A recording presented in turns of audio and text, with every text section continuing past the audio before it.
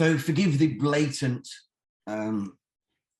mapping across of ideas there, but when I was thinking about this, what I'm looking at is coaching.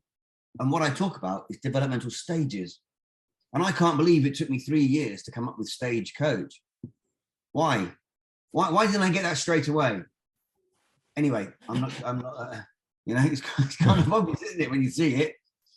Okay, so Geordie and I have been talking since probably October, November, and the ideas are that in any organization, in any reason, there are a number of reasons why people come for coaching.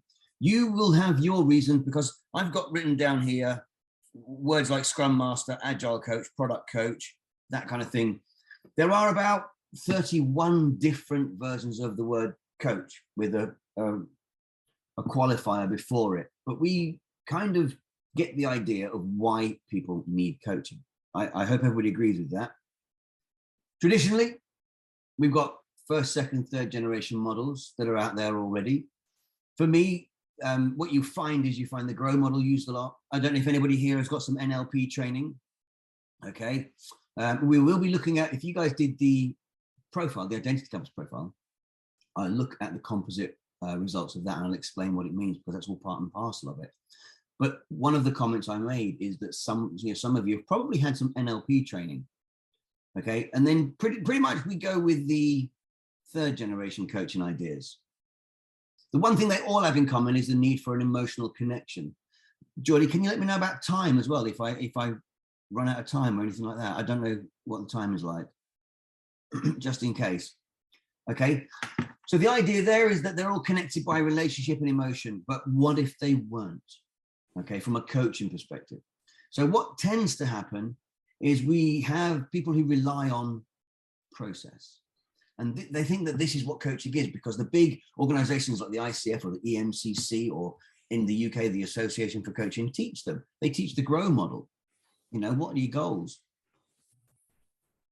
Are you goal oriented? Are you procedurally minded? I'm not. I'm neither of those things in essence. So how would you coach me if I don't conform to the GROW, the G, and the way, I suppose? So I don't look at it from this perspective. What I'm looking at it is from, if you intention, awareness, choice, and response are the 4 pillars of my theory, and we'll talk about that, constructive development theory. So when you inject intention, awareness, choice, response into these other models, it completely changes what comes out of the models. It's pretty cool. We don't probably have time to go through it now, but I'll happily send you the information on it. And I'm going to talk a little later about coaching by numbers, which is what this kind of thing is here. I like painting by numbers, but coaching via process. And if you apply my framework to things that we already know about, like the MBTI, which in essence, I'm sorry to say, is a bit of a horoscope. It's not really very useful in most instances. Then I think that if I took my stuff to Myers-Briggs, I could increase the robustness of their system by about 600%. I'm not sure if they would actually listen to me, but it'd be worth a shot. Can you see how that at each level? By the way, if you guys have got a question, or you want to jump in, or you disagree with me, please jump in. I've got no problem with you asking questions or jumping in at all. Interrupt. I'm going to interrupt. Somebody just joined with their U number and not their name. So who joined? Hi, this is Swati. Can you hear me? Yeah. Swati, I joined. Fantastic. Okay, thanks for coming in. Do you mind taking just like 30 seconds, Swati, to introduce yourself? My name is Swati Awasthi. I'm an agile coach with Wells Fargo. My subline of business is MMB. I have about 70 to 80 teams that I'm coaching. That's a whole subline of business. So you're very busy. Okay, got it. So Darren is introducing us to the constructive development theory model, and walking us through the differences between the way that he thinks about coaching and the way that most coaches are taught to coach. Agreed. So what I've got on the next slide is the issue that I think is apparent in coaching. Now, just for your information, I've also got a job with the International Coaching Federation to profile about 300 to 500 coaches in the next 3 months. And what that will tell me is this, okay? Because this is the point here. Now, you guys did your identity compass profiles, right? And I hope I sent you your profiles. If you nod or shake your head, I'll know that I did or didn't. Okay, got a couple then. That's I don't think I received my profile. Thank you. I will make sure of it at the end anyway. I'll make sure of it later when we're finished. I will definitely send you it. However, so based on that idea, this is what they look like. Okay, so you have on the left-hand side, you have these shortcuts. Now, I've called them cognitive intentions. You'll probably know them already. Seeing, hearing, feeling, VAK, that kind of thing.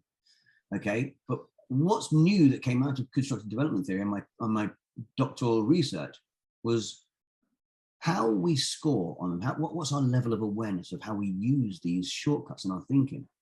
And then from that, I derived a score. Now, on the right-hand side at the top there, you've got TQ, which is your thinking quotient. That maps to Robert Keegan and Otto Lasky's levels of stages of adult development. So you've got 2, 3, 4, and 5. On the right, on the other, underneath it, you've got the awareness quotient, which maps from about 5 to 10 using my framework, using my scale. And these 4 people, each one of these is a separate profile, are 4 high-ranking coaches from the ICF. Now, if my scale starts at 5, we can see there's a potential issue from their level of AQ. However, from a Keegan perspective, they're all bang on stage 3, which is socialized mind. How are we doing? What's our relationship like? Can I help? Now, from a coaching perspective, you're going to want people who want to help you. From a developmental perspective, you're going to want people who can see your patterns. These 4 can't necessarily see your patterns. And I'll give you an example. Now, I will happily send you this information, by the way, so please don't worry about that slide or the words on it. I will send you the words. But in essence, I wouldn't want any 4 of these coaching me, any one of them. I wouldn't want them trying to coach me. They're trustful. All of them are so high as they're gullible. And they're gullible to the point where they believe anything the client tells them. They are goal-oriented, which suggests they've also had some coach training, but they're with the ICF, so it's kind of obvious. And a number of other issues which you guys can read, okay? What we're basically saying is, what is the optimum thinking style? Each one of these is a thinking style, and you have your own from your profile. What's the optimum thinking style that would facilitate a decent coaching approach? Does that make sense? Does this depend on the engagement? Like, you'd want to have different coaching styles depending on the client, right? From my perspective, well, yes, because I've called it MCO, haven't I? The more complex other 6, 7, 8, 9, that kind of thing. I've given it levels of development, which is the whole approach, which will come towards the end. Yeah, but in essence, you don't want a thinking style that's different. You want a higher level of awareness of AQ. I see. Got it. Okay, but the thinking style. You're preempting me. Sorry, no, but you're right. Okay, so that's the difference that I was missing. So yeah, there may be a particular thinking style that is best for coaching. I don't know what that is. Go ahead and talk. To be honest with you, listening to what you guys do, I think there would be a particular thinking style for someone who works predominantly with, let's say, product coaching. Honestly, I don't know what that means. So I'm not going to lie to you and pretend I know everything. I don't know anything, but I don't know what product coaching is. So what would be interesting was if I got 10 people who did product coaching and profiled all 10 of them, that would give us a product coaching relative thinking style. Does that make sense to everybody? Now, yes, if any of you have done any science, you're going to say, Darren, don't you need 100 profiles? Yes, you do. Make it more robust. That's understandable. So I won't bore you with that slide. You guys can read that in your own time. But what's the difference that makes the difference? And if anybody is a Bruce Lee fan, you might recognize where I borrowed my name from for the thing, the way of the intercepting mind. I borrowed from Bruce Lee as the way of the intercepting fist. The difference is this. If coaching is an environment and the person you see in front of you as a coach is not the person who's necessarily in the workplace or in the home, how they construct their thinking. The person you coach at Wells Fargo isn't the person you would meet at home, at their home. But the question is, how aware are they of their construction of self at their desk in their job? Okay, and do they know that they then construct themselves differently somewhere else in a different environment? Okay, so it's that construction we focus on instead of worrying about the problem, which you get with the GROW model. You know, they come up and they present a problem they're having and they want you to help them solve the problem.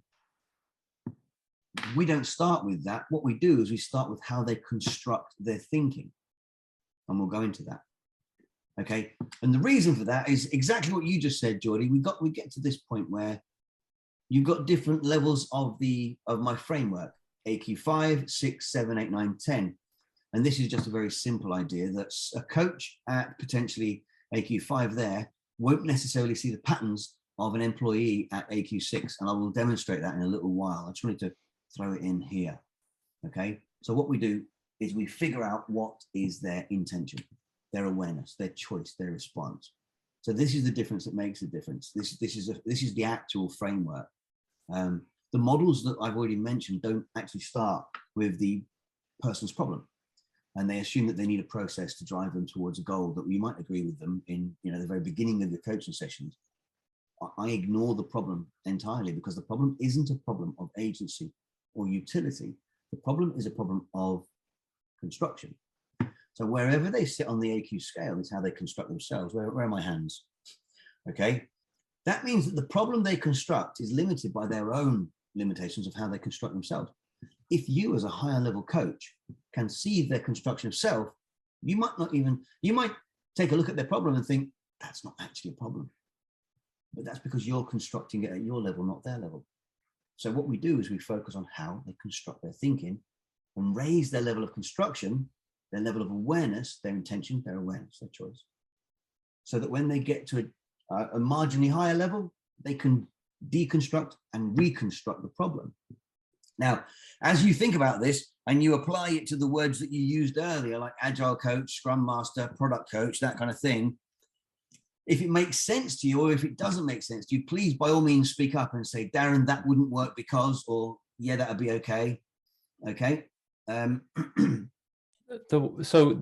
If you don't mind, let me, one way that I phrase the thing that I try to do as a coach is I try to get that person to frame their problem in such a way that the solution becomes obvious to them. Stop. This is the depth that I want to go into, right? First of all, how do you know what the solution is? Second of all, how do you know the depth is deep? How do you know it's any depth at all? What gauges have you got for depth? How do you know that what you're pointing them towards is actually what needs to happen rather than what you think might need to happen? And about 50 other questions that I would ask from how you construct them and how you construct their problem perspective. See what I mean? This is the difference. Well, it's true. Yeah, absolutely. I mean, it is a little bit presumptuous of me. And that's what I don't want to do. I don't actually care what their problem is. And I'm being quite blunt. In my experience, the problem isn't the problem. And I know I borrowed that from Captain Jack Sparrow. The problem is how you think about the problem, right? But this is the point. So using your language, I just deconstructed one sentence you made by questioning, how do you know? How do you know that's the right way to do it? So I don't worry about what existing coaches think is the right way, because we could deconstruct it further using those cognitive intentions. And that's what I'm going to show you as well. I'm going to come on to that in a minute. Okay. So sorry, Geordie, I didn't mean to shoot you down then, but I wanted to get across that this is different. Absolutely. That's great. It was a pleasure being shot down by you, Darren. You're far too nice. Okay. So in essence, what we've got pretty much the self, other, and environment. These are quite important contexts. Okay. So when you're at AQ6, which is the lowest level of the AQ system from a coaching perspective, you're beginning to separate yourself from other. That doesn't happen in coaching normally. And I've been on, I'm like you guys. We're all about what, 30. So we've had a lot of experience in how we do what we've been doing for a while now. And we know when people turn up. From a coaching perspective, there might be an element of connection, emotional connection, relationship. How are we doing? Are we okay? Once you start to separate yourself from other and realize that you're not responsible for their emotions, you're not responsible for their thinking and their acting, your thinking changes. And then when you realize, actually, I'm not responsible for their environment either, but then when you get them to think about their environment and they're not responsible for it up to a certain point, that you start to separate yourself from other and environment, your thinking changes again. And if you can get it across to your client that actually they construct their environment, they construct their thinking, and in essence, they're constructing their problem, we start to separate again, which is the green bit down there. So once you realize everything is a construction, you move to AQ8. On my own scale, even though my scale goes to 10, and it's my scale, I only come out at about 8.3. I've met people higher than me. I've never met anybody at AQ 9, and no one's AQ 10. It's a made up number. But if you think about it from a Wells Fargo perspective, and we think about it from a coaching perspective, can you guys as coaches separate yourself from the client enough to grow their thinking? Can you separate? Question. Yes, sir. Would you be in an AQ 11 if you realized that all the other AQs are just made up numbers? I think you'd be a 10, but you'd also know that 10 is made up. Cool, thanks. You're right there, Rusty. That's the whole point. That is the whole point. At a certain point, I've got a very detailed description of it. And when is anybody here familiar with things like spiral dynamics and things like that? Yes. Where you got, anybody have heard of those? Ken Wilber, Don Beck, people like this, and they get to tier 2 thinking, and they start describing esoteric ideas around how we think. There is no measure for it, just like there's no measure for AQ 10. Okay, there's no measure for all these things. What they are is descriptions. My research paper, I've got another research paper going out that talks about something called stage transition, and we're going to come on to that in a minute.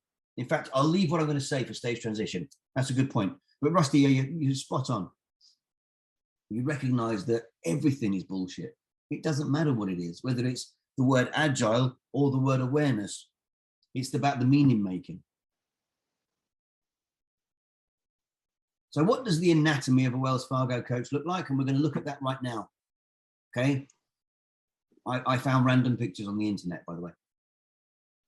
So this is a composite of all of your profiles into one team profile. Okay. There are differences. You can see the colors here, black, yellow, whatever that is, green, I'm colorblind, help me out, those ones. So these are the individual ones, but what they tell us is each coach identifies with being a coach. See that one there, identification? What we want to see is round about here, or a little bit higher, but around 10. If you know what flow is, Chet Shankman, I worked on flow. When you're in the zone, anything more than the zone and you're overwhelmed and burning out, anything under the zone and you're pretty much bored and you want to leave. So either way you leave. But what we want to see is we want to see all these around about here, about 10. So everybody in the room today identifies with being a coach. That's fair enough. Do you think you have enough power and control? Not really. Do you think the work is significant? And I'm hoping that when you did the profiles, your context was coaching. Do you think it's significant? And on average, I don't think you get enough out of it, you guys. I think it could be more significant, but that could also be because of the context, or people were being let go, or something was influencing your, contextually, something was influencing how you think at the time. That kind of thing. Are there any opportunities for advancement? Whoever this yellow one is, they're not entirely happy. Whoever the blue one is, they're in a country club, they're loving it. Okay, is it a negative environment? That's all right. Most people are happy there, or were happy there, whichever way you look at it. Now, do you get enough recognition? Yeah.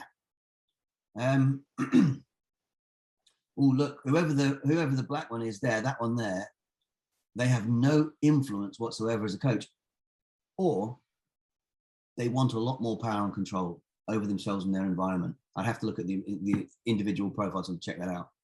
So what about from a strategic perspective? Oh, from a strategic perspective, we'll look at it again. So strategic skills are not necessarily tested. So if you're a product coach, you're probably more capable than you're actually giving at the moment, is what I get from that.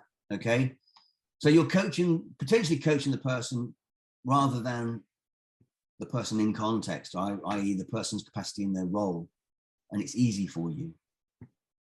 But you're focused on service, you're focused on the people. Do you get enough support? Not really. Is there a lack of communication? Pretty much. Do you tend to find yourselves working on your own or getting on with it? That kind of thing.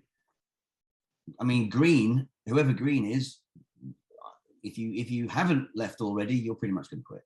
That kind of thing. So you can get all kinds of information out of this. And then on the next slide, for example, this is the team profile. So earlier on, we saw 4 profiles of individual coaches. This is a composite.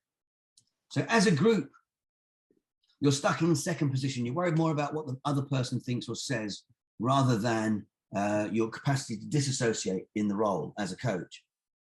Okay, that's where the partner comes into it, that one there. Unconsciously motivated for achievement. These are McClelland's research parameters. Influence is about power and control. Affiliation is about relationships at work. And achievement is about reward. Now, reward can be anything from give me the money to my students who say, give me the degree. I want the MBA. I can do it. Just give me the degree. That kind of thing. Okay. But with high numbers up here, 65, 60, 70, there's an unconscious motivation for all of those. If they were down by about 40, you guys would be like the Dalai Lama, you know, more chill and that kind of thing. So the reason I said earlier about NLP training is as a group, you're much more towards than away from, which suggests you're goal-oriented. But then if you use things like the GROW model, you're going to be goal-oriented. And the assumption is coaches should be goal-oriented because that's what we're doing. We're helping our clients achieve goals, but not in this framework. Okay. Options-oriented. Can you follow procedures? What that might also mean is that if you've been taught how to coach using a process, you probably change it with every person that comes to you, which isn't a bad thing. And if you cook like me, I don't cook, but if I were to cook, I would absolutely change the recipe as I'm going along, which is why I'm not allowed to cook. Okay. If you are options oriented rather than procedural, you probably do the same thing as well. If you're very, very procedural, the opposite of that is that you will use exactly the same process with every single client and you will not change how you approach them, which means that you're treating each person the same way. And I've actually had that with my clients who are coaches and therapists. And this one lady was a therapist and she used exactly the same therapy process on everyone, despite thinking that she was allowing them to dictate what they wanted to talk about. I gave her some homework to do. So global thinkers, all of you are pretty good as a group, global thinkers, but how do you do the details then? I personally don't do details very well either. So I would delegate details to someone else. Team players rather than individualists. I don't know whether it's about not keen on working alone or that's just the nature of the job. You work with other people. And you're focused on the present, which is Keegan's stage 3, which is, I put hippie mindset. It could also be Eckhart Tolle, that kind of thing. But if you focus on the now, in the present, what are you missing about the future? What are you not projecting? Especially when you look at the next one, which is long-term, short-term thinking.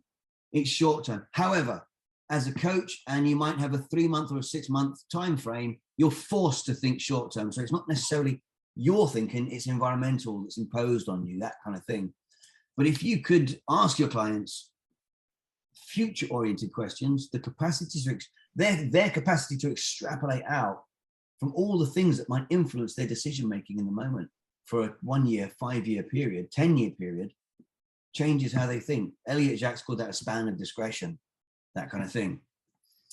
Do you remember I said earlier on about the other 4 where they're all very, very trusting and trustful and that kind of thing? As a group, you're far too trusting. Now, are you gullible? What do you guys think? You tell me. But if you marry that with being reactive up here, you essentially wait for them to tell you what they're going to do, how they need to do it. And you trust, first of all, you trust that they're going to do it because they might not do it. Is it your problem if the client doesn't do what they're supposed to do? Is that a valid question to you guys? Is it your problem or is it their problem if they don't do what you've agreed to do? Typically their problem. Because the assessment, you know, the agile assessment number wouldn't change, and then that's what they're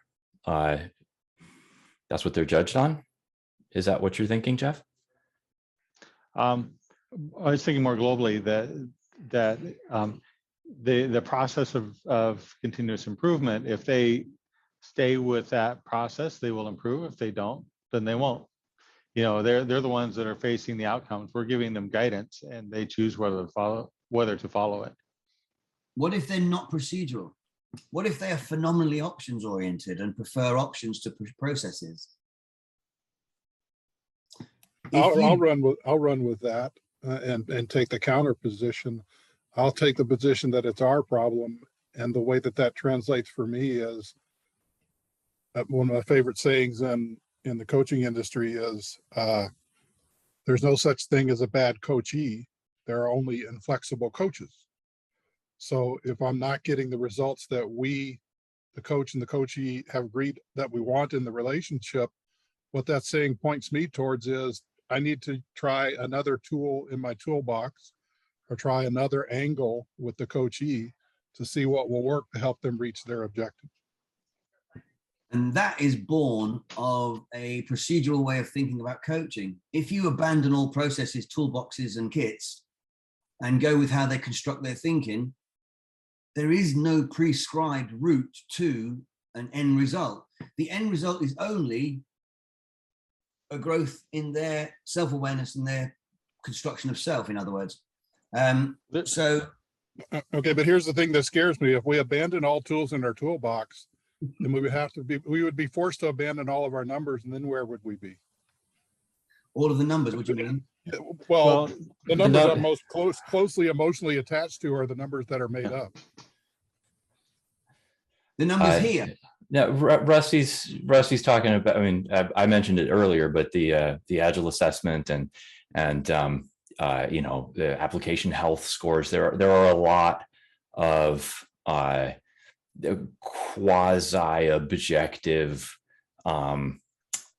observations that are made on teams, and that you know, help, quote unquote, help management form judgments about how well the team is doing, and if the team isn't making strides on some of these numbers, then that reflects on the team, and it also reflects on the coaching that the team is receiving, because the coaching is supposedly there to move the needle on those numbers, right? And that's you know, I think that's an absolutely wrong way to handle human interaction and to structure work between people. But it's the reality that that Rusty's alluding to here, I think. Tell me if I'm wrong, Rusty. Well, I think there's a bridge of the two. And I don't know if this helps, but as a coach, I feel it's my responsibility to have a robust toolbox of options available that they can use, probably in a whole bucket of things that they could improve over a 2 to 3 year process, ranging from the simple to complex. And my job is to progressively help them establish the feedback loops. And the whole point of agility is to have really tight feedback loops so that you can pivot based on empiricism, what's happening, get the data, get the feedback, and progressively move them away from things that are arbitrary to the things that actually are, the feedback loops get connected to things that are real business value for the company and for our customers. And that's, you know, and there's a whole bunch of things we can do to tighten up those feedback loops. But that's, as a coach, you know, I find that so many different people are ready to engage in different dimensions in different orders. And so as a coach, I'm I'm responding to their unique situation, their framework of thinking, but every single one of them, I'm helping to build those tight feedback loops of continuous improvement, and which is it's a form of self-awareness at the organizational level. I'll pause there. It is. I mean, I've got so many things I could show you about it. Let me just chuck that in. See, the lowest common denominator in all of that is people. Agile this, agile that, agile people, agile thinking. Feedback loops. Could it be a feedback spiral? So instead of it looping back on itself, it spirals upwards. So we grow their thinking. So everything that we just talked about, and everything that we just mentioned would benefit from more complex thinking. Even the numbers that Rusty talked about from an organizational governance perspective, where they want to make sure that the teams are performing well, as we raise our awareness, you have these things called upwardly and downwardly divided teams. But without going into all that detail, as the teams develop their thinking, their cognitive complexity, the decisions they make are impacted. So they make qualitatively better decisions. That will impact what Rusty talks about from the numbers that I'm trying to fill in my brain right now. But the organization will see an improvement in whatever metrics they use because the thinking has changed. I've got the demonstration of that. I can show you how over time the thinking changes. So let's just go through it a little bit more, because the one I'm talking about is there. That's for Rusty. So, okay, so how do we do it? So the point is, how do we grow the coach? How do we grow the client? Doesn't matter who it is in front of us. How do we grow our thinking? And we know from the data in my data set was quite a lot. I had 8,200 profiles. And we know from the data and the fact analysis and all that other cool stuff that if somebody at AQ5 thinks like this, with own being quite high, because it's all about them, but observer, the dispassionate position where they get to understand the meta position, is quite low, then by offering them an intervention that changes their own partner observer, we absolutely impact how they think, which should help tie it to what you guys have just said. Okay, if we can impact how they construct their thinking from a number of different ways, even if we just use the top 10 cognitive intentions, changing someone's perspective from an external perspective to an internal perspective doesn't just change their thinking for themselves, it changes their worldview. And we've got that data, and I've got all of that. Clearly, I could show you 1,000 slides with all of this on it, but I wasn't sure what you'd be interested in or what you wouldn't be interested in. So do you have those top 10 cognitive intentions that would be useful for this coaching cohort, given the data that we gave you? Yeah, I mean, to be honest with you, I'm really interested in profiling 100 product coaches, agile coaches, brackets, something coach, just to see what the differences are in how you think about it, how you construct yourself as a product coach in comparison to somebody who constructs himself as a life coach, I don't know, something else. Out of the research is a book that I've written, and I've called it Thinking Deliberately, because we don't. We think we do. And what we're given is tools and coping mechanisms that intervene in the moment, but that doesn't necessarily raise our level of complex thinking. So we end up going back to the problems we had previously and the coping mechanism that helped us through it the last time. But what we really need to do is change our thinking to a higher level so we deconstruct the problem and reconstruct it differently. Now, in that, one of the chapters talks about coaching, only a small chapter, and there are about 40 different versions of coaching. But there must be something common amongst them all. So this is the idea from a coach-client perspective. The client has external, internal, not very well balanced. But the coach, you guys, have it balanced. Yours is balanced. So you got that. The difference is you can offer them a perspective that includes internal, that they can't do. It's not that they don't see it, it's that they can't do it. But you can, because you are balanced in how you approach internal, external, your direction of intention, blah, blah, right? And that, transpose that to 50 different cognitive intention pairs, and you understand where the levels come from. But you also understand where we get the idea of coaching development. And there's a difference between this. I kind of started with this. There's a difference between relationship with and relating to. Relating to is a choice. Relationship with is a habit. The coaches you meet over here, especially when you do coaching, I do a number of talks and coaching federations and different things. And the people I meet are predominantly in coaching for the relationships. And they're under the misguided impression that because they're a coach, and let's say they're coming to you guys and they want to coach you, they assume that they're your equal. Literally, because they're coaching you, you're equal. Both professionally, intelligently, humanely, whatever. And they're not.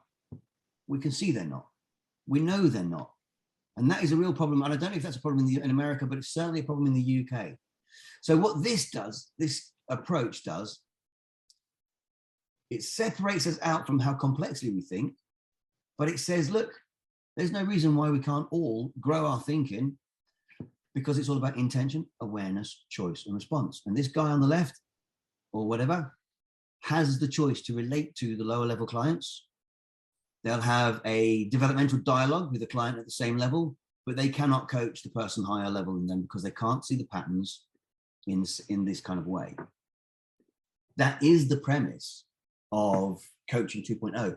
It's constructed and controlled from a position of how complexly we are capable of thinking. Okay, does that make sense to everybody? It does make sense. I'm curious. So you're describing this as a higher order of thinking, and let's just be devil's advocate here and say sometimes simplicity of focus is more effective. And what are some of the things that you find demonstrate the higher order of thinking is preferred or more effective or more valuable or more beneficial, say, as opposed to simplistic, eyes on the prize, go for the goal kind of mindset? Oh, I've done it the wrong way around. So what you just said then is this. Sometimes the focus. I had that exact problem because I am not very good at writing academically, or I wasn't. And I needed to really focus, and I am lazy. And when you do your degrees or your master's degrees, you can get away with being lazy for a little while, but you can't get away with it doing your PhD. And I was not procedural.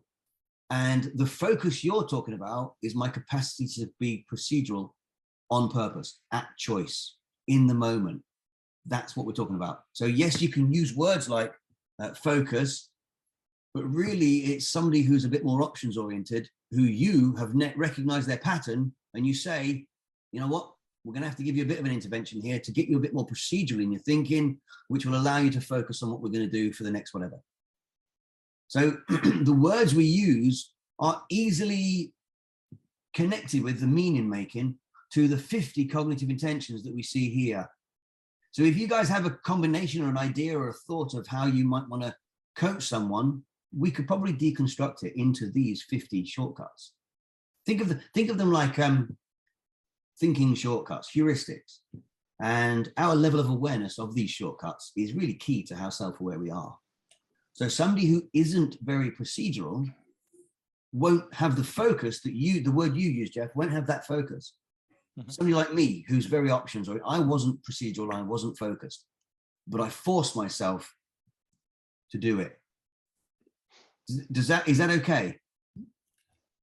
It sounds, I mean, pardon me, Jeff, but I think that Jeff was saying kind of the opposite. Like if there's a person who is extremely procedural and does not have a high level of optionality available to them, sometimes that's great, right? Sometimes like that's exactly what you need in that job. I was always told, oh, you're going to be terrible at software testing and quality assurance because you keep too many options open in your mind. You're not just focused on, the one right answer. And I'm like, well, I don't know what bug's going to show up. I have to be able to be open to any bug that shows up. But that was the argument made you know, against my ability to succeed there.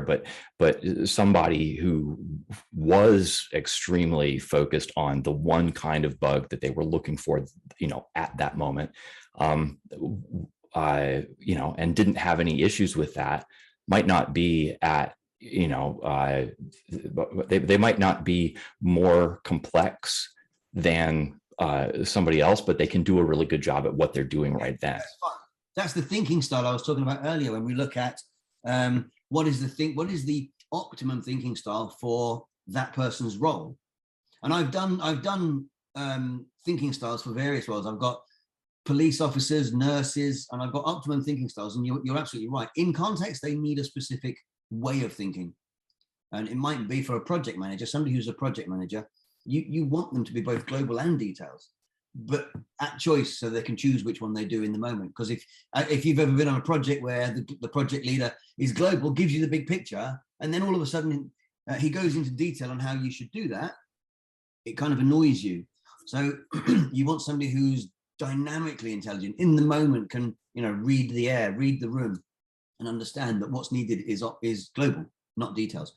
So somebody with who's very, very procedural in context is absolutely perfect, but are they able to do options somewhere else? That kind of thing. For me, if I took it the wrong way around, Jeff, sorry, I flipped it in my mind. So how do we know it works over time? Go on. Yeah, that's the question here. Is you presented a model. My gut's telling me that it's probably correct, but how do I? But the empirical side of me wonders, well, how do we actually know that this is higher order thinking? It's more valuable. It's something that a company would want to pay me more money, or is useful actually to be a coach and promote that higher order thinking as preferred over something else. Like that's I'm guessing that there's a good answer here. I'm curious, what is your answer? What is your reasoning for saying, you know, AQ9 is better than AQ8 or more effective? And what is your heuristic for better? You know, what's in your mind the scale of effectiveness? Obviously, you can. The language I'm using applies. My scale in this case is effectiveness. You know, I'm helping companies select options that are more effective in accomplishing business value and other goals, like, you know, employee satisfaction and people having a nice, effective, collaborative work environment. But it's effectiveness with these core anchoring benefits of business value, you know, teamwork and camaraderie. And I've got these reference points in the back of my mind that says, if we do these things, that's better. So my gut's telling me that if you move from AQ5 to AQ8 to AQ9, yep, that's better. What are the measures that you'd say that, oh, yep, this is better, and here's the evidence that it's better to be thinking at that level? That's right. Took me a long way to ask that question. What's the evidence? No such thing as better. Please don't think of AQ6 as better than AQ5. What it is a different thinking style. Now, when you look at stage development, when I first started my PhD, a lot of people weren't happy with the ideas of 7 being better than 6, being better than 5, 4. And in fact, I've got my framework into Germany. And when I use the thinking quotient as the scale, it goes from TQ2 to TQ5. And they said, we don't want that. We don't want that because in Germany, we don't want somebody having TQ4 saying that they're better than somebody at TQ3. Ever since the war, when they say, I don't want anybody to be better than anybody else, we can't have that culturally. And I'd never even thought of that. So I said, well, use the self-awareness scale instead, because your level of self-awareness, it's in the name, has got nothing to do with me. It's your self-awareness. And they liked that and they took that.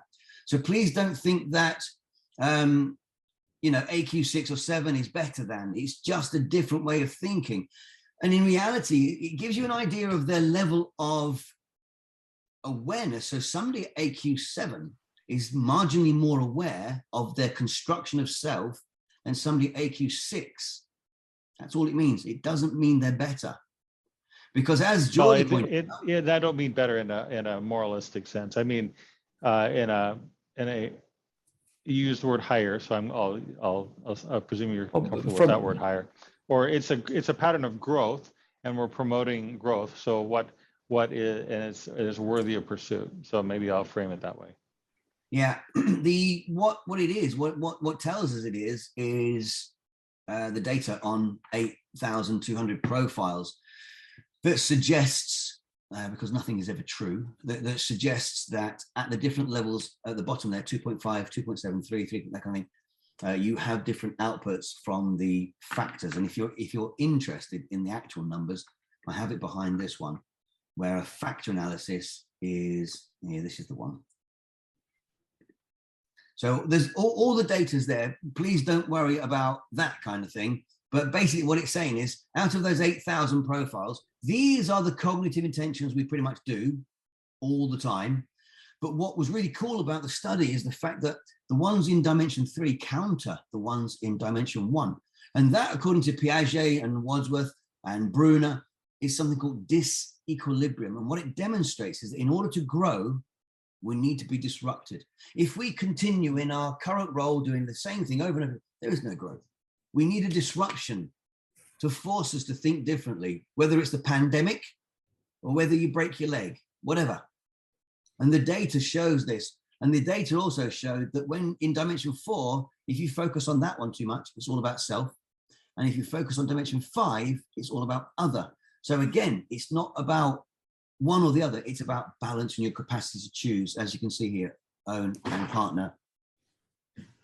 There's someone coming in. So own and partner, and it's not a, so as you said, it's not better, it's about your level of awareness, and it's about your capacity to choose. Think about this as choice. It's about how able are you to choose your thinking in the moment. And the reason why that a higher capacity to choose your thinking in the moment would make you better able to coach more people is what? That's it. If you are more at choice in your thinking than people around you, you offer a perspective they're not capable of having yet until you develop their thinking. I've got a perfect example of this. One of my clients was a guy called Sean, and I profiled him 2.5 years ago, and he came out quite low on my scale, and he was not happy. He was not happy about that at all. He came out low. And I said, look, it is what it is. That's how you think. And I explained it all to him. 2.5 years later, I did his profile again, and he came out much higher because he'd focused on how he thinks his development. He's did a lot of reading, did a few courses, that kind of thing. And he did a profile again, and he came out much, much higher. We're like, let's pretend he came out at 5.1, and then he did it again, and he came out at 7.3, 7.4. And he was like, that's more like it. But the point was, at the 7.4, he knew why he wasn't happy at 5.1, but he knew why I said what I said at the time, because I was reflecting a higher level thinking style like this that he didn't get, but he did get eventually. And it works. It does absolutely map to how we think and construct. Do you guys think that some of your clients are just not capable of growing beyond where they are? Does anybody think that? Be a brave person. Exactly. I think they're all capable. Yeah. Yeah. And when you look at it in terms of this, even if you guys focused on one pair of cognitive intentions at a time with that one client and grew their capacity to think, in this case, options, procedures, that impacts other ways they think. It impacts other environments. So yeah, I agree with you. It does, absolutely. We've done that one. We've done that one. That's the factor analysis. The idea over time is this, and I've lost the bits at the let me just see how it is at the back. So basically what this is a person was profiled in 2010, 2013, 2016, and 2018. And you can see that divorce, in essence, when you think about divorce as an environment, it's going to impact how you think. Of course it is. It could, in essence, it could be an emotional trauma. Okay. But what this demonstrates is that over time, obviously at this point, they'd got over their divorce 3 years later, and they were marginally higher than over here, which is why I put the words high resilience in there, because they were resilient and they were capable of bouncing back. I know that they came out at 7.123, something like that, 7.1, and over here 7.2-ish.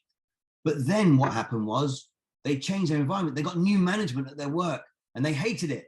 So what did it do to their thinking style? The way they constructed their thinking changed.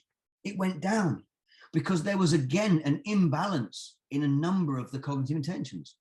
Where they were riding high here or here, the divorce cut through them. The new management did the same thing, but notice the two different contexts. One's an emotional, home-based environment, and the other one is a work-based environment, but it still has a similar impact on how they construct their thinking. And I've got lots of profiles like this, guys, where it ranges from like 2010 all the way up to 2020, 21, where I've got 3, 4, and 5 profiles by the same person, and their thinking changes over time depending on their environment. I just learned day before yesterday, the English word anxiety, angst, and angina all are derived from the same root meaning, which is constriction. So trauma and negative environments cause us to restrict our thinking and our emotions, both physically and intellectually. Fantastic. And a healthy environment will expand our options and open up the possibilities. So this person's experience falls exactly in line with that. Thank you, Jeff. That's really good. I like that. I mean, you offer me new angles. That's perfect. I've got talks where I've got about 4 or 5 of these. I've even got talks. Moni, how many languages do you speak? 4. 4. Wow. 4. So what I've got for everybody else, what I've got is data on, let's say, for example, Moni does a profile in English, and then give me another language, please. Hindi. And you do a profile in Hindi, they will come out different because your construction of self is culturally impacted. In Hindi, you'll be more, I know this because a lot of my students are Indian, Pakistani, Sri Lanka, that kind of area. So I get a lot of those. That's my students. Family oriented, socialized mind. How are we doing? Community. That will impact your thinking in Hindi, which means that impacts your construction of self culturally, which is different to what it would be in America in English. And I've got the data on that as well, which is pretty cool. So I would agree. I would definitely agree to this, because this is where how I grew, how I can see, like, you know, even my behavior, my personality is totally different when I visit my home country versus here. So yeah, I would agree the same. Can I offer you something? Can I offer you something? This is quite controversial. There's no such thing as personality. When you know that you construct you're under no obligation to be the same person you were 5 minutes ago. So your personality is a choice at the higher levels. But if you think about it, how you construct you, I'm going to say at home in India, is different to how you construct you in America. And you know this. Now, as you think about it, in the next couple of months, you think, well, what did that Darren bloke say about, you know, constructing? You'll become more aware of how you construct yourself differently in each culture. That's pretty cool. Absolutely. But again, from an organizational perspective, once the person you're coaching understands that they construct themselves this way in the organization, the awareness of the construction is key. It means that we can start to change it. Again, it doesn't depend on a goal. It doesn't depend on the traditional coaching methods. It's more about how aware you are of your construction. And the problem, I'm going to say, and please tell me if I'm wrong, Moni, I'm going to say that when you have a problem at work, you do not construct it in Hindi. Yeah, agree. Yeah, it's different. So that's perfect. Also, Moni Moni is my favorite song by Billy Idol, but that's completely irrelevant. I always get that. Okay. I always get that. Here's an observation for you, Darren. You just added a layer of complexity that I wasn't aware of regarding the arenas that I operate in, including my own, such that now it makes me want to go find a simpler career field to operate in. Thank you, Rusty. That's absolutely perfect. We got about 20 minutes. We're nearly done. Don't worry, we're nearly done.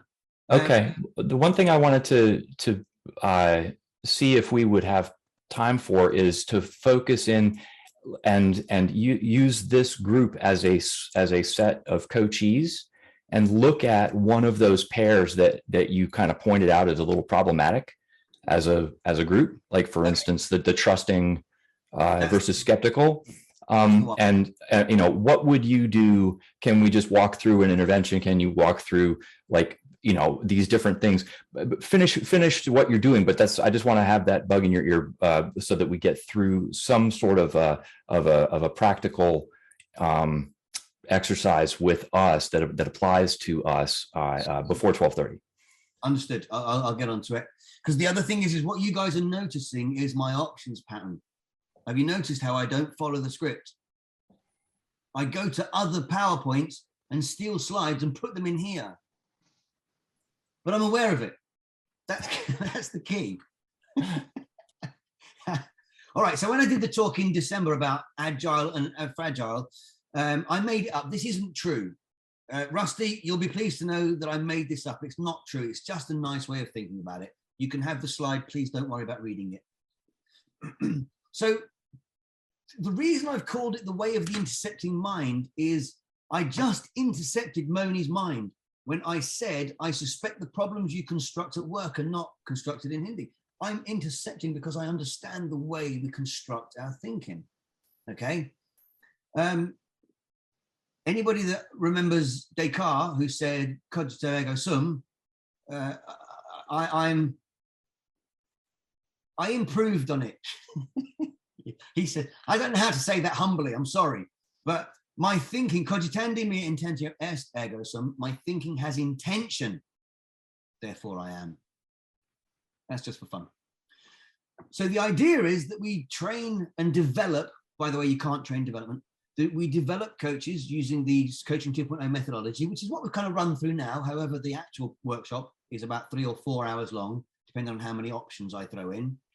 We've got a 3 coaches program, which is specifically written to develop in a coaching. I would be interested to run this from a product coach perspective, where we take a specific problem that you guys encounter from a product coach perspective, and we map it at the different levels. Let's say level 2, level 3, level 4, and we grow our thinking based on a bespoke problem. That would be really cool. The accreditation is part of the Institute stuff. That's coming in 2022. We're nearly there. We're getting there. Okay, that's the website. It's not finished. And then we've got something called the meta model. Has anybody here actually done some NLP training and probably come across the meta model before? Yes. Meta model is when somebody says, when one of your clients says, oh, my wife, she always does this. And you respond, can you think of a time when she didn't do that? So you question the structure of their thinking in that sentence. The meta model is very well known in NLP circles, and I've completely rewritten it to accommodate the different levels. And I would love to give you that from a coaching perspective, because it is pretty cool. Okay, don't care about that. That's what I said to you earlier. You're under no obligation to be the same person you were 5 minutes ago. I wish I'd made it up, but Alan Watts said it. So now let's have a look then at this, where we look at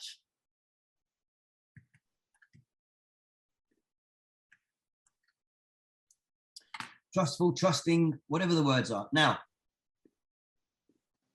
if one of my clients came to me and I looked at their profile and they were far too trustful, I would get them to run things through their own thinking first. So when you guys are coaching clients, do you ever check that they're doing what they're supposed to do? Do you believe them automatically? Rusty, you seemed a bit more polar than the rest, so I suspect that you will ask questions, you know, out of everybody. You're the most polar, which was pretty good, which means you're a bit more skeptical in this instance. That's funny that you say that. Most people, when they direct those observations at me, they put the letters BI in front of that word. That's also fine. So for this, the intervention is easy. You question them, you check up on them. Darren, have you done that thing for me? Of course I have, Geordie. Darren, can you show me? Check up. Don't take anything at face value. You know, when somebody says, if you say the word orange really slowly, it sounds like the word gullible, don't believe them. That's an easy intervention. Okay, so as a coach, I'm listening to you and thinking to myself, okay, how am I going to approach my client less trustfully? And why is that going to be a good thing? Because it's not your responsibility. We kind of almost all agreed earlier, that it's not your responsibility for the client to do that. When you look at the client relationship from a coaching 2.0 perspective, I'm not there to trust them. I'm there to notice their patterns that they're not seeing and grow and point out where their intention, awareness, choice, response is limited, which means that from a product coaching perspective, if you have a specific end game with a product, being a product coach, that's not what we're looking at. Okay, we're looking at how they think about it. If you can influence how they think, the end game will come because their thinking changes, assuming they go up sufficiently. If you look at it from an agile coach perspective, in what I said in the agile conference was that in reality, you could change this to agile coach 6 and that to agile coach 8, and it means the same thing. Your level of self-awareness might determine your level of agility, which is kind of what I remember I said that, Geordie, in the last one. So as you guys think about agile, what it actually means outside of computers and software and that kind of thing, it's really about how dynamically intelligent you are. I'll write that in. So, all right, I'm just making sure that I am getting a takeaway. And forgive me, everybody, for you know, driving this. If the horse is dead, I still feel a little life in this horse, though. So I want to kill it really, really good and dead. My skepticism, I'm a coach, and my skepticism is not, you know, not sufficiently, whatever. I don't get into skeptic mode very much, and I get into trustful mode too much. That makes it so that I don't offer a pushback against what the client tells me is the case, or I don't offer offer them a chance to really review their own thinking. Right? That's the negative outcome there. I did it to you. I did it to you earlier. Yeah. Mm-hmm. Yeah. Right. I questioned your thinking about it. So this is what I would do in this situation. I did it to you. I said, however, how do you know that all of that is true? So if you were my client, that's what I would do to you. And you'd probably leave, but it depends on your level. Okay. So the idea from what everybody's saying as well is that, and I put this in, this was obviously, I've stolen this from my other talk, your capacity to think complexly, your capability to be self-aware, your level of self-awareness. Even an agile leader who comes out to AQ6 will go round and round in circles until someone disrupts them. And I've put environment there because I mentioned it earlier, that environment is the biggest intervention. But what you guys are essentially doing is you guys are essentially being this disruption for your clients. Yeah, that's what you're doing. It's just that you don't call it disruption. And you offer them an alternate perspective, a higher level perspective, a perspective they might not be able to see themselves. That's the disruption. Whether you call it agile, dynamic intelligence, awareness quotient, doesn't matter what you call it. It's that capacity to see what the client doesn't see that's key.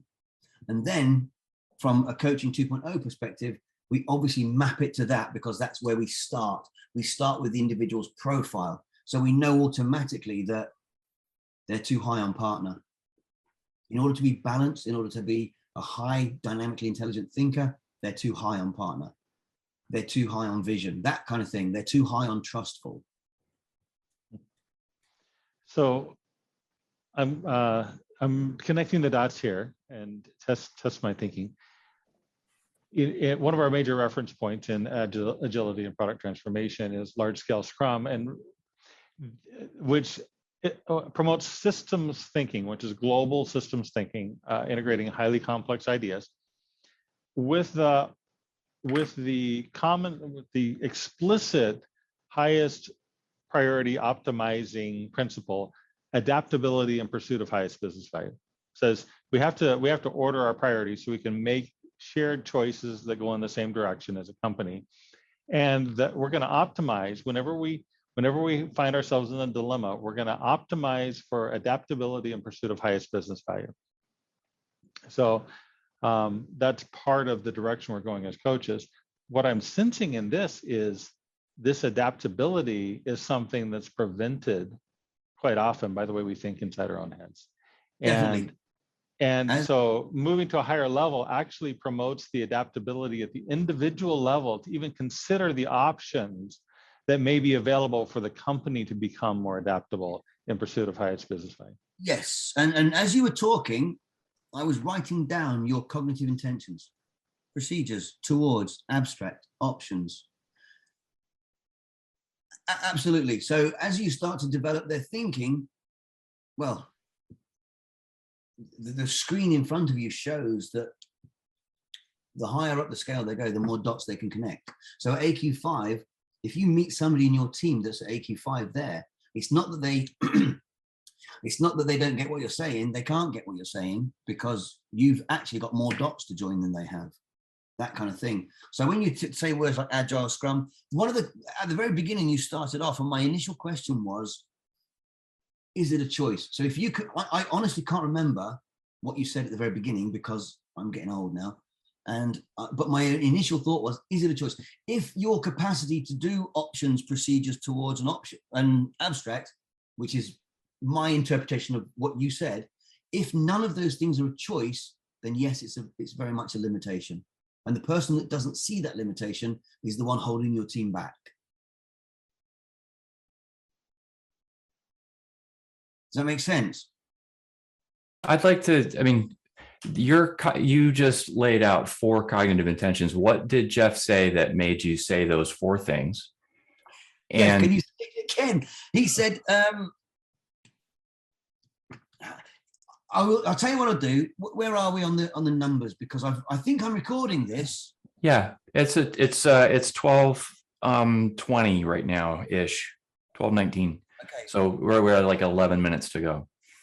All right, so it's 11 minutes from the end. I'll remember that, and I will write down exactly what Jeff said, and then I'll tell you exactly how I got to those cognitive intentions. And that, in reality, should sum up the entire session quite nicely, because it demonstrates in real time that once you understand and learn this stuff, you can do it with your clients in real time. But also, please don't be afraid to disrupt them, which is the trustful bit. Make sure you're skeptical and polar. Make sure you're happy to say, Geordie, can you explain specifically how you leapt from this position to this position? Because there's a bit in the middle that you're not telling me, which is what I did to you earlier. And what I'm doing to you now. Okay, so let's talk about that for a second. Is there a skill, a tool, a method to capture real time those bits in the middle that are tangible meaning visible? Yeah, and you know what I have a tool in mind, but I'm wondering your thoughts. Oh, if you have a tool in mind, that's fantastic. I would obviously say you need to go on either the Coaching 2.0 introduction workshop or the specific MCO6 accreditation, because that will go through the top 15 or 13, but let's say 15 cognitive intentions, what they're saying, how they're saying it, what to listen for, which is what I was doing. Because don't forget, right? If you're at the lower level over here, you can't listen to Jeff and tease out what Jeff is saying. Well, I would go for the MCO6 accreditation, but unfortunately my numbers bucket is full. You know, that it's funny, my numbers bucket is full. Rusty, that was something I heard at the very beginning, you know, with the phrase cognitive complexity. Part of what I'm wrestling with here is there's this higher order thinking that we're doing about coaching that's evaluating all of the multidimensionality of this. That's going to be competing for my brain power. At the same time, I'm looking at the complex interactions and I'm trying to sort out the problem. So I don't know if I'm one of the things I see the value of higher order thinking, but how many of these things can I hold in my working memory when I'm in a coaching session to help sort through the systemic problems as a coach? The entire approach, just based on that, Rusty, if you don't want numbers, I've got colors. You're welcome. Jeff, the point about coaching 2.0 is that we start from a completely different position. We don't start from the traditional standard models. We start from the construction of self, which is essentially that thing there. So if your coaching is necessarily based around a product, and forgive me because I don't know, but based around a product that then has an outcome that has to be measured, and this approach doesn't work for it, I'm okay with that. I understand that might be the case, but I need to understand how you're thinking about it, maybe a one-on-one, to be able to map constructive development theory, my theory, to what you're saying in that sense. So off the top of my head, fair enough, it might not be right, but one-on-one, we could probably work it out. I'm guessing that the solution is something that was, you know, implied in Rusty's question. And when he asked the question, I think the answer was on the slide. You've got these, the side-by-side diagrams of the different levels of thinking with this interaction diagram with all the nodes and lines between them. I really do think that one of the most powerful tools we can have is a system interaction diagram or a system flow model that lays out all of the interconnected pieces on a shared diagram when we're coaching. And here's why, because suddenly when you can visualize it on a shared space, the awareness comes that you can change it. If you can model it and look at it, you can actually change those boxes and the lines between them. And that's super empowering to do that. That's exactly. That's what I was getting at when I was talking about capturing real time, a tool that you can use to capture real time. And if you want an interesting thing to Google something called Flying Logic. It's a piece of software written by a guy named Wolf, and he's got some YouTube videos. It's an interesting tool. It has some interesting possibilities. Cool. So Jeff, again, I do absolutely agree with you. That's the whole point of that. The whole point of the skeptic trustful? No, the whole point of the image, the visual. When you show someone their profile, the act of demonstrating that we are constructing our thinking in this way, and as we've already found out with Moni, culturally differently, that knowledge alone, that everything is a construction, is developmental. Yeah. Now okay, but some would say Moni's a culture in and of herself. She's that powerful. Then we're going to need to do about 5 profiles with her. So the idea is, no, Rusty, you kind of hit upon a real point, and you guys and Jeff said earlier, but where 7 is better than 6 is better than 5. I actually have the colors on purpose to avoid that idea. So people don't worry about being MCO6 or MCO7. That's why I've got that. But I've also, my stage transition research paper moves us away from stages. And I don't want to, I've given you stages today, but I don't want to blow your minds by saying actually stages don't exist. Right? Because I've been doing this for about 12 years. So I've got a lot of research and a lot of a lot of ideas on it that actually went into the doctorate. And I created something called the development onion, and I'm trying to find it for you so that I can show you the onion. Because I'd love to see you in a room with Dave Snowden. Right, can I? It depends on. Well, we've been in a room. It wasn't pretty. I figured it wouldn't be because he's got some interesting comments on adult development. Yeah, but he's coming at it from a very undeveloped perspective. So if you want to look at it from a cognitive intention perspective, he's very internal. He thinks he's always right, and so on and so forth. Yeah, I've got a video of us talking. It's not pretty. Please share. That would be cool. I was wondering if the red, orange, yellow also had green and teal in it. So I'm curious if these colors mean similar things as other frameworks that use those colors. So those colors that you're talking about are spiral dynamics. Okay. I have mapped my framework to spiral dynamics, and I'll show you specifically what that looks like because you asked, and it's your own fault, Jeff. So for example, there's spiral dynamics, turquoise, yellow. Yellow and turquoise are called tier 2. But what's cool about what I've done? You've inverted green and yellow from the normal frameworks, from the more common that I've seen. Interesting. No, that's how they are on the system, but I don't. Okay. I suppose that could be true. I don't know. That's how I've got them on my. Remember, Darren is colorblind and also British. Yeah, exactly. So so what I did was I took the red, blue, orange, green, yellow. Oh, orange. Maybe it's orange you're thinking about, Jeff. I don't know. Orange, green, yellow, and I mapped the spiral dynamics levels to my cognitive intentions. And that's the difference that makes the difference. So I called it spiral dynamic intelligence. That kind of, like I said, I've been doing this a long time, so I've had time to play with other things, play with other methodologies.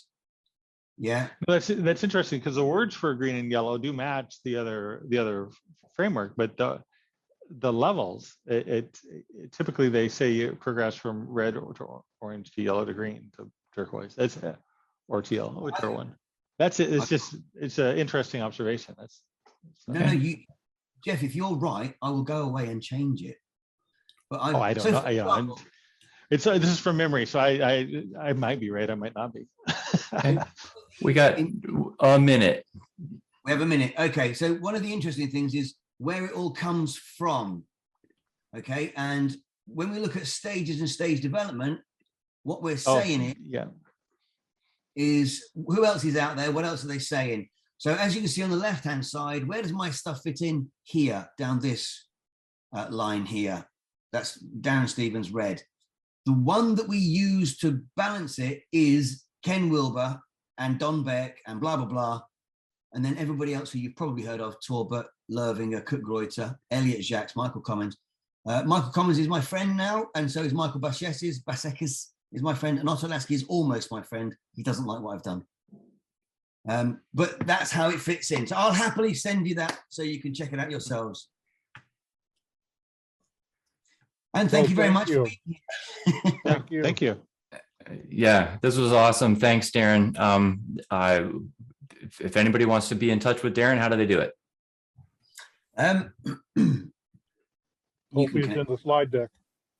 I'll send you the slide deck. I actually have all your emails. So I will put all of your emails into one email and send you all the slide deck, and then you'll have my email. Fantastic. Okay, just don't give me any more numbers. No, you're definitely. Yeah. And Jeff, we're going to have to rely on you to bring this in front of Gage because we're really sad that he missed it. Oh, yes. Because I think that he was very excited about the whole idea of a center of excellence and like, you know, a methodology, a center of excellence with a basis, you know. And so it would be interesting to you know, anyway, are we going to see this recording, Darren? Are you going to put this, give us a confidential, whatever. I'll stick it up on Zoom if you like, on YouTube as a private thing, and send you the link when I send the slides. Okay, cool. That way the link will get to Gage, and he can see what he missed. I'm interested in your feedback. I honestly will not be offended if you hate it. It's not for everybody. I appreciate that. So, but any honest feedback would be awesome. So thank you very much for being here. Thank you very much for listening. It's been excellent. Thank you. All right, guys. Thank you, guys. Bye. Take care. Thanks for joining in, Manny. Thanks, Jordy. Appreciate it. Cheers. How do I stop this thing?